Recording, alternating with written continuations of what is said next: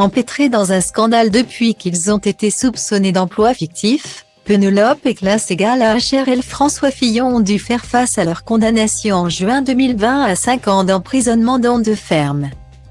375 000 € d'amende et 10 ans d'inéligibilité pour lui, et 3 ans d'emprisonnement avec sursis et 375 000 € d'amende pour elle.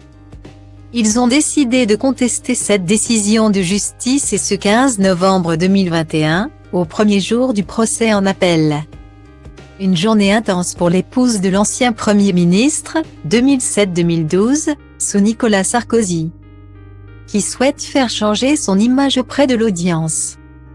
Je me suis sentie ridiculisée, même parfois humiliée, j'ai été tétanisée au point de ne pas pouvoir m'exprimer comme je l'aurais voulu, a déclaré Penelope Fillon, 66 ans, se plaignant d'un préjugé à son encontre lors du premier jour du procès. Cette fois-ci, j'aimerais vous convaincre, a ajouté cette mère de 5 enfants. La première journée d'audience a été consacrée à des questions de procédure. François Fillon n'a pas reçu le même traitement judiciaire que tout autre justiciable, a tonné son avocat Antonin Lévy, rapporte la AFP, demandant pour la première fois l'annulation de l'essentiel du dossier où il y avait selon lui quelque chose de pourri. Celui qui a aussi été député de la Sarthe doit à nouveau s'expliquer sur l'emploi de son épouse comme assistante parlementaire entre 1998 et 2013. Par lui et par son suppléant Marc Jolot.